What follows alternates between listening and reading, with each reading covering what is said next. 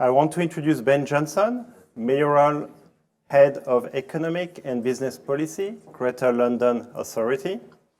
Ben is a Mayor of London's lead advisor on economic and business policy. In this role, he supports the Mayor and his deputies and works with colleagues across the GLA to develop and implement policy in support of London's growth, competitiveness, and fairness. Prior to working at City Hall, Ben worked on Sadiq Khan's campaign to become Mayor of London in 2016. In particular, playing a key part in drafting his manifesto. Previously, Ben was head of policy development at the Labour Party and has a background in transport, environment, and housing, and local government policy. He served as a councillor in the London Borough of Wandsworth between 2010 and 2016. He holds a BSc in Public Policy, Government and Management from the University of Birmingham. Originally from Warrington, Ben moved to South London in 2003 and still lives there today with his partner Emma and their daughter. Ben, all yours. Thank you. Thank you,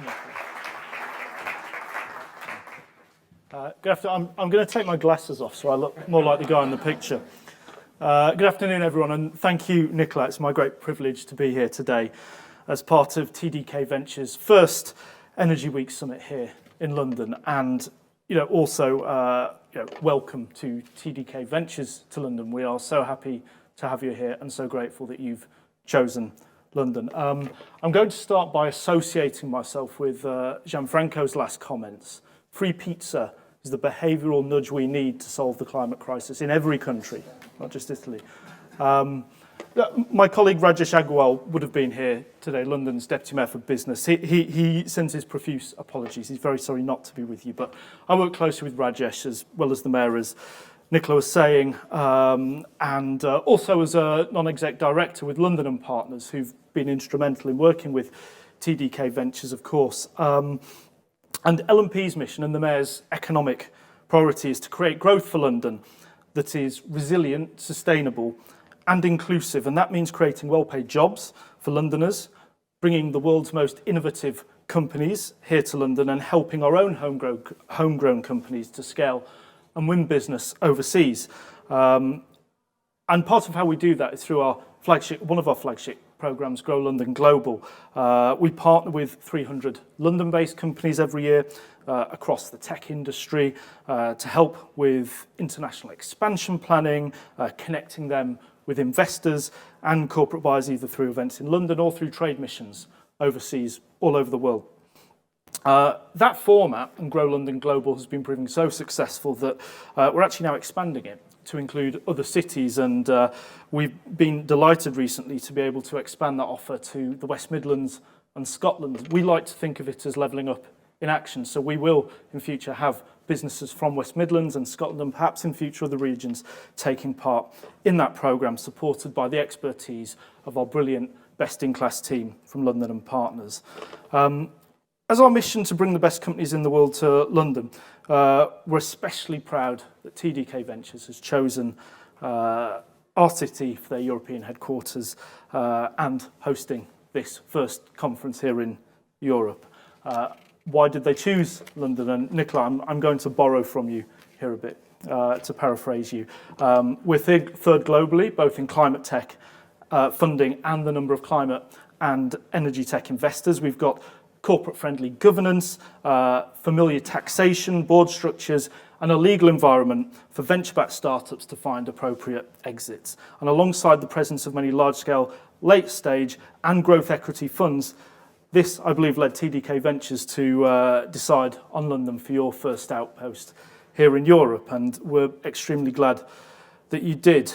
And indeed, we're proud that sustainability investors and companies from around the world are indeed flocking here to the UK's capital. Recent examples of US companies that London and Partners has been working with include Cloverly from Atlanta, the world's first API for carbon credits, who are partnering with global corporations to track and reduce their environmental impact. We've also got Antenna Group from New York City, an integrated marketing, public relations and public affairs agency focused on climate, real estate, mobility and health. So whether you're in green finance, clean tech, sustainable infrastructure, or focused on the circular economy, London is the place to be. Beyond this, London is also the best city to set up and grow a business, regardless of your sectoral focus, if you're looking to grow sustainably and reduce your carbon footprint. And that's in no small part because as a city, we're committed to reducing our carbon footprint. And our mayor, my boss, Sadiq Khan, has set a distinctively ambitious world-leading target to achieve net zero by 2030, trying to give investors, startups, businesses looking to expand here the certainty net they need to invest in London.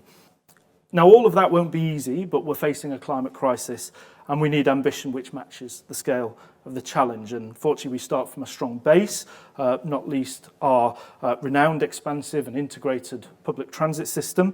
I'm sure some of you took the Elizabeth line here today to Farringdon. We're really proud of this new fast line that takes you all the way through London, from Heathrow to the centre, on to Canary Wharf and the ExCeL Convention Centre. It's already the UK's busiest railway line. But we can't stop there. More than 60% of carbon emissions in our city come from the built environment, from offices, homes, public buildings. And to achieve net zero, we need to reduce the total heat demand from those buildings by 40%.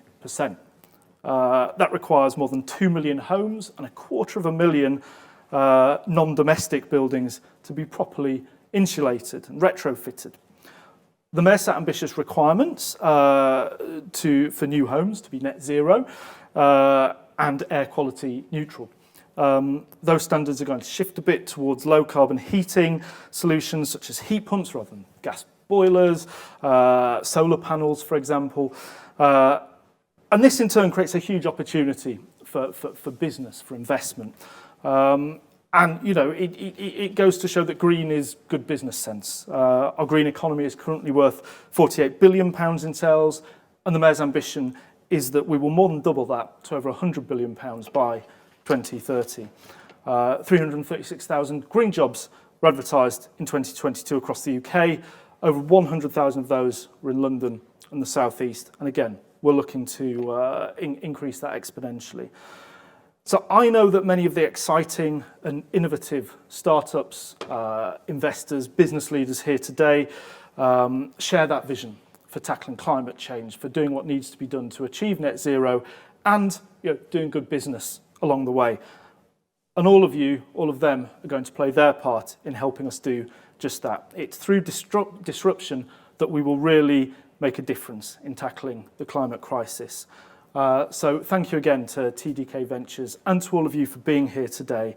I'm going to be an absolute pain to my colleagues and point out Prue Ashby there from London & Partners.